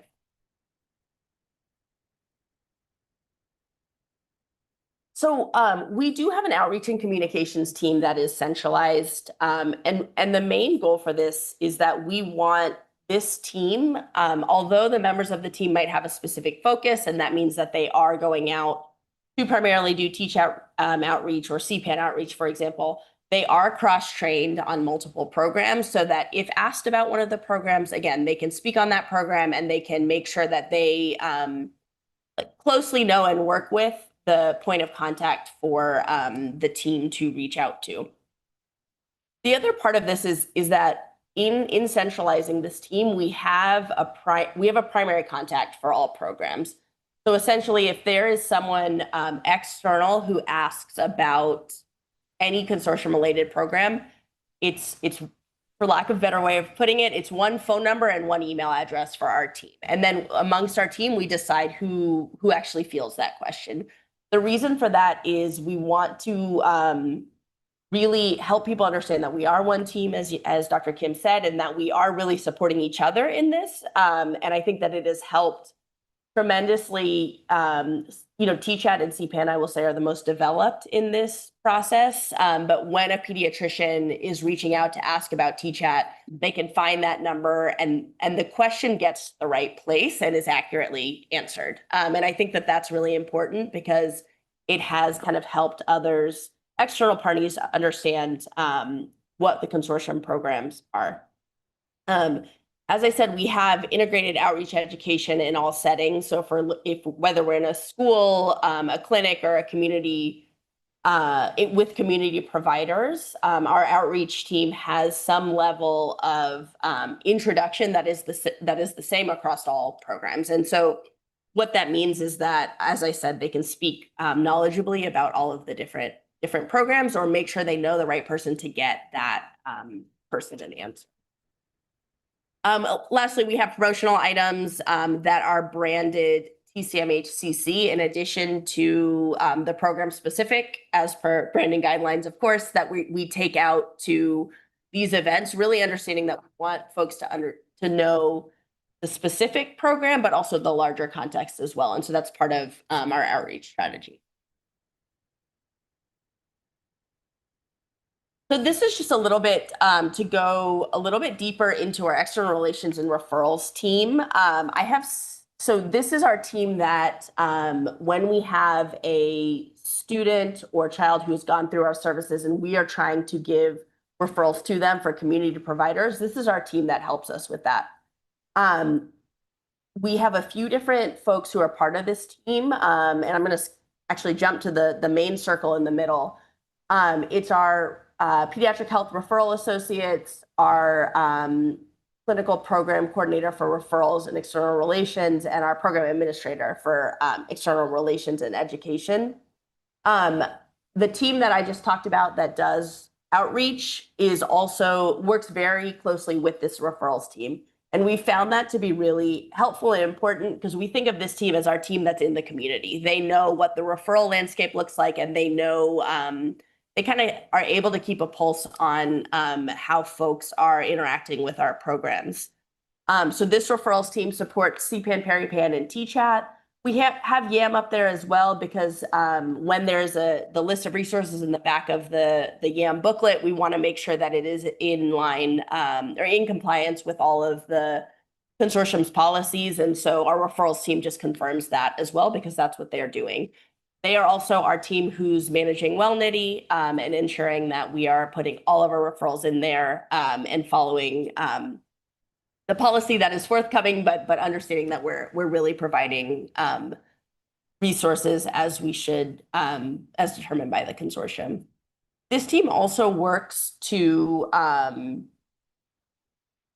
as I said, work in the community. And so they have standing meetings with our LMHAs in which the TChat team participates, and then with some community partners as well. Really with the goal of understanding that we might have a CPW psychiatrist placed at an LMHA and we're sending TChat referrals. And so understanding that that's one program and that we can all, in those meetings, we can all work together to make sure we're collaborating. So the next piece that is really exciting in terms of how we've been able to set up the program is 8 of our child and adolescent psychiatry faculty members at Del Med are involved in consortium-related programs. This is just a quick chart that kind of delineates or helps depict where people are located. And if you look at it, we have a large number who are working across CPAN and TChat. We have some who are working across TChat and CPUE. Some of our CPAN and TChat folks also are in our hospital-based outpatient clinic.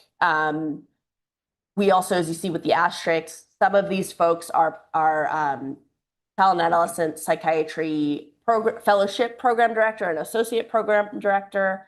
and are funded by the CAP program. And then additionally, all of our CAP fellows rotate through or spend time on TChat, CPUE, of course, our hospital-based clinics and collaborative care also.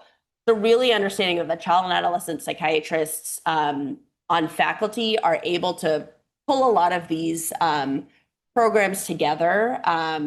They have an understanding of the functionality of all of the programs. And so it's more so than, for example, again, I'll use CPAN and TChat. Our CPAN and TChat psychiatrists can speak very knowledgeably about each program and how they would be able to utilize. And so it's a little more than just a referral from one program to another or sending an email to connect various people. It's really, really in-depth collaboration.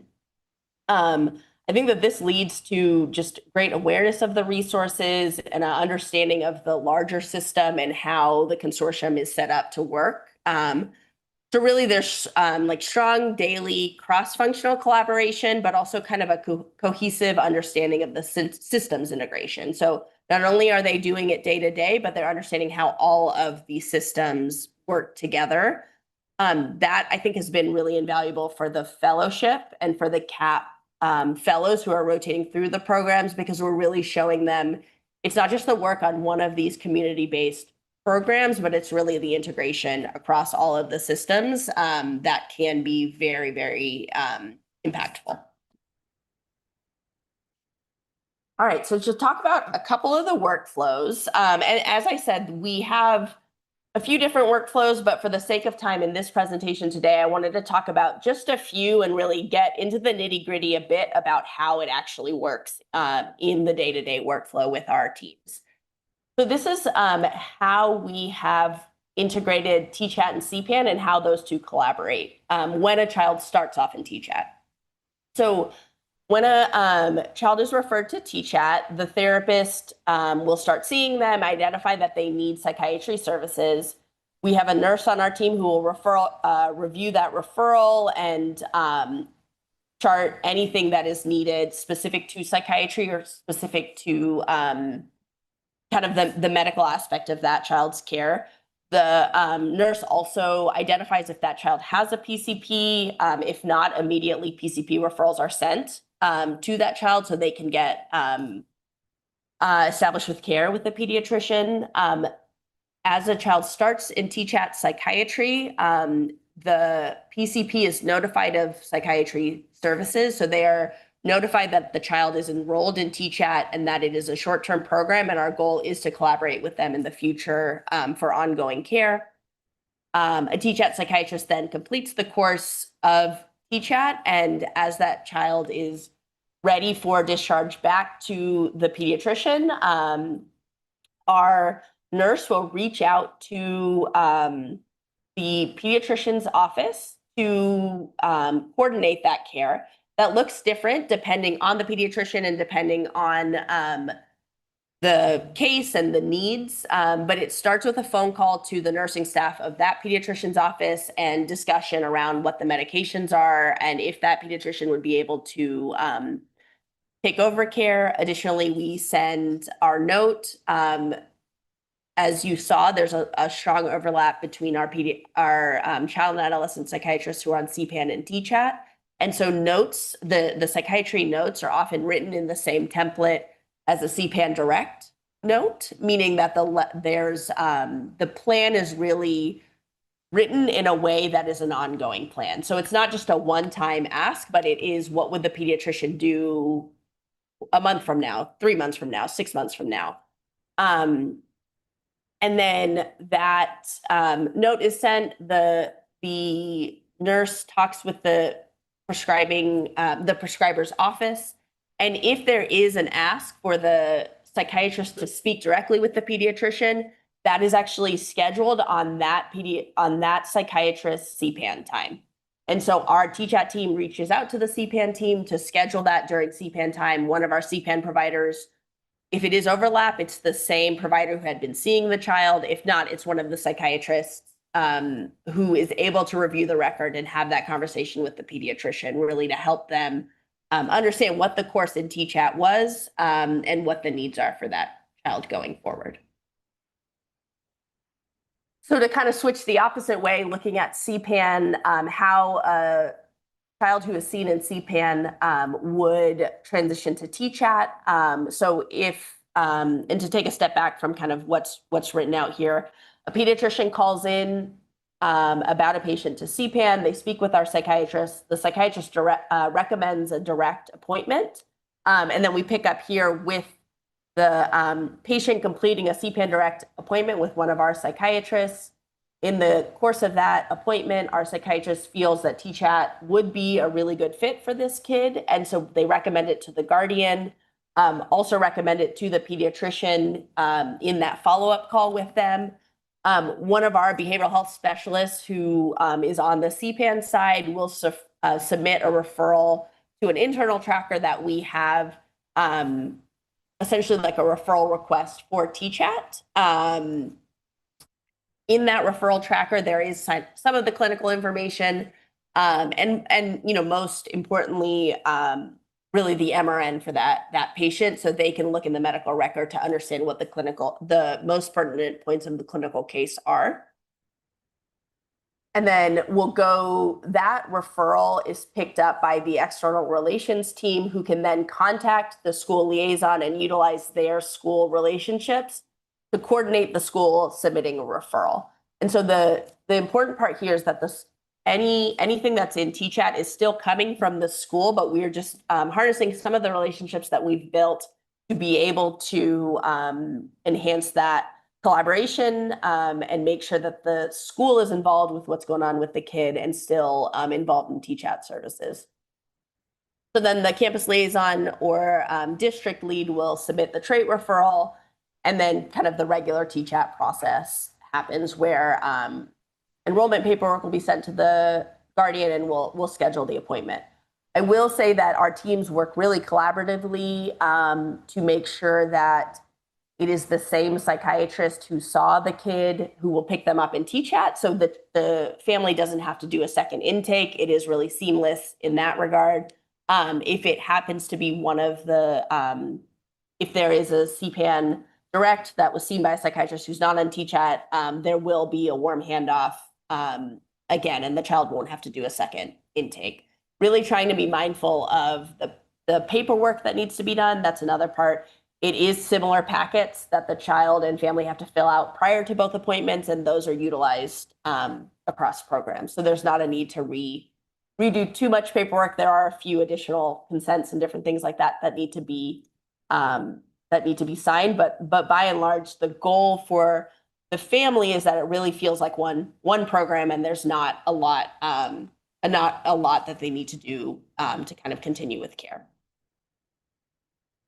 And then lastly, I'll just talk about the TChat CPUE connection. This is not unique to us. I think that this is something that we did in the pilot and has been ongoing, but we do have service agreements between TChat and our LMHAs, and while the process might differ amongst the LMHA, the overall process has a lot of similarities. Specifically in TChat, we'll identify a student who needs a referral to an LMHA. Our TChat care coordinator will work with the guardian and obtain a release of information for the LMHA so they can add information to an internal tracker. The referrals team will talk with the LMHA, notify them that we've put someone in that tracker. And then, you know, really importantly, we have LMHA liaisons who work with our referral supervisor to talk through any barriers or any concerns that are coming up, and really help to collaborate on really making sure that handoff, completes. As something I know in the pilot we were talking about, but making sure that really that it's a warm handoff and it actually comes to fruition where that child is enrolled in the LMHA. So, this is our catchment area. The dropped pins, as you can see, are our LMHA clinics that we are serving. We here in Travis County have the hospital system, and then our consortium-related initiatives.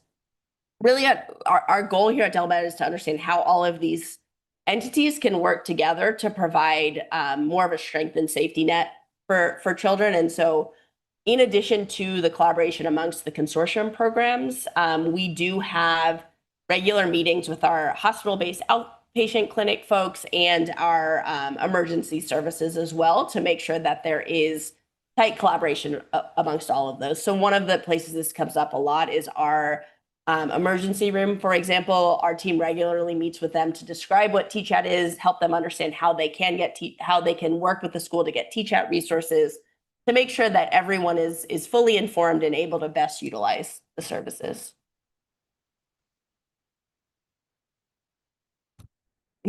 Thank you. So just to recap, we are really looking, as I said, to strengthen that safety net and involving a lot of different stakeholders in this. We have been able to spend a lot of time developing some of the programs, but have a lot of ideas about what we're going to do in the future and areas that we're going to grow. Collaborative care is one place where we're really excited to expand kind of some of our CPE sites to potentially have more expansion across the clinics at FQHCs, and really wanting to just understand how there is increased collaboration. The opportunities for trainees is also kind of feels endless, and there's lots of different ways that we can go. And so we're excited to build that up as well. And have been really, really grateful to everyone here and the consortium for kind of the direction on what to prioritize and how to put it all together. But really kind of excited about the next steps.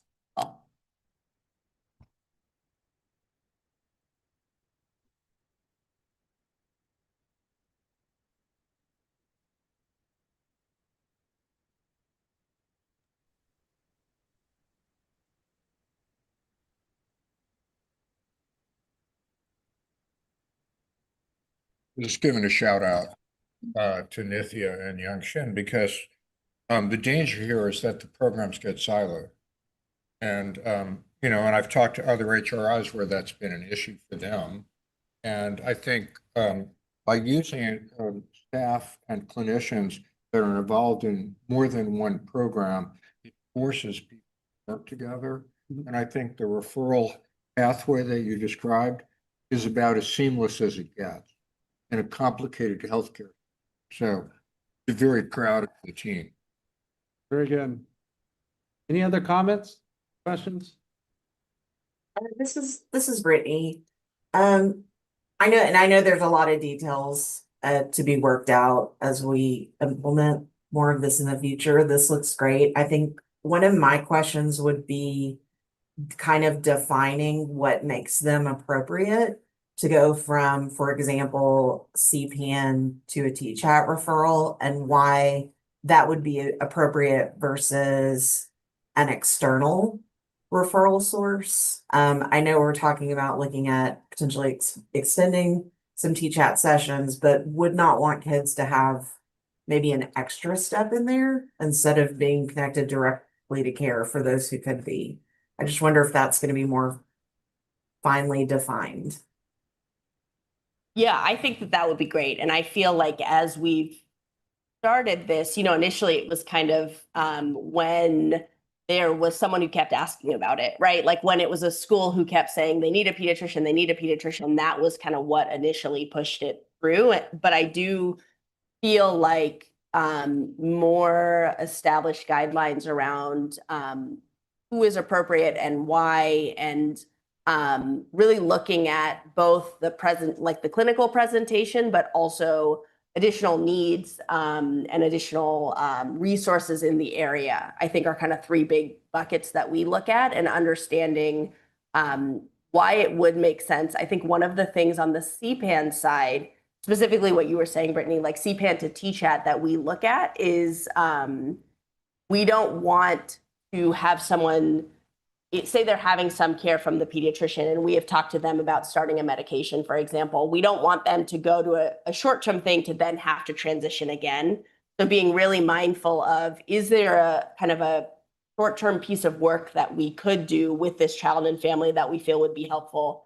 If the answer is yes, then we might recommend TChat. If the answer is no, then it would be looking at, actually, they just need longer-term support. The LMHA is the way that we're going to go with this. And so the psychiatrist on the CPAN call knowing a little more about each one of the programs, I think does help support that. But I think definitely more clarity on that and kind of more delineated guidelines would be very helpful or are kind of in the works.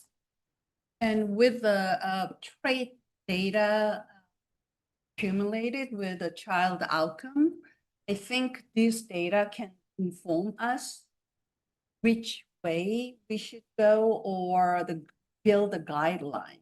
So with all this amazing and incredible number of data and the measurement-based treatment that we are deploying, so that will also tell us how we have been doing. We should do better or where we. Dr. Wakefield. Yes, thank you so much, Drs. Kim and Mani. That was lovely. I want to caution us a little bit about I think it's very important to look at who goes to which service. It is something, but it's also so regionally dependent.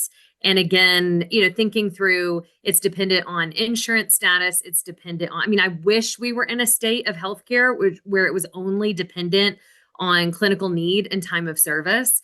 But we also have to take into consideration, I think the resources available in Austin are very different than the resources available in West Texas, and not just in the Lubbock area, but in the greater area. And so thinking, this is why it's so lovely to have our regionally designated HRIs thinking through all of these things, because there's not a one size fits all approach to which services are appropriate for which kid. And, I think it's very highly dependent on many things. So while I think additional guidance is always helpful, I want to caution us on being too narrow and that additional guidance, because part of the beauty of this consortium is the regional application to meet the regionally unique needs. Very good. Dr. Amador? Thanks for the presentation. I had a question in regards to the therapist to RN part in the TChat to CPAN. I was wondering for that for the RN, the registered nurse, is that nurse trained specifically in psychiatry, or for example, are they a general nurse? I was wondering about that. Yeah. So they are, and they're trained specifically in risk assessment and doing clinical intake. The child doesn't leave TChat therapy services, so they're continuing with the therapist. This is kind of like a subset to do an intake and some additional information prior to seeing the psychiatrist. So it's supplementary to both continuing with the therapist and seeing the psychiatrist. Thank you. Dr. Williams. I think I would just echo what Dr. Wakefield was saying. Like a lot of the teams are kind of working in this space. And I think with HB18, as you know, we're going to be working in this space in a more deliberate manner. I think we're going to try to work really hard to build something that particularly allows for us from an operational perspective to sort of help families not have to do 500 steps. If our team can do some of the internal steps that makes the transition from one step to the next easier, that's kind of really where our goal is operationally, and then allowing for the teams regionally to flex based on what's available in their region. Having all the different teams know about each other, know what the referral patterns could or should be, is going to always just stay really regional. So just yes, this is really cool work though that the Dell team has been doing. So thanks for sharing with us today. Yeah. I think that's part of the beauty of the consortium is, as Dr. Wakefield noted, as I always tell people, Texas is bigger than Germany, right? And so there's a lot of differences in how, resources and policies, et cetera. And so we get that to be able to divide up the state into smaller regions and have that flexibility. But we also have the opportunity in meetings like this to share examples of how different communities are trying to address the same issues that everyone else is trying to. And again, I like the way that you've integrated the programs and the support. And so again, kudos to the UT Austin team for how they're trying to meet the needs of this community. Any other comments? One quick comment, I need the record to show that Olga Rodriguez is here. She had another conflict, but has been able to join us. Is there anybody else from the executive committee that I missed? Okay. Hearing none, I think we've done all the business that we're supposed to do for today. Is there anything that I've forgotten, Nagla? All right, very good. Look forward to talking to everyone in the future, but we've completed the business of today and hope you have a great day. Thank you. Thank you all.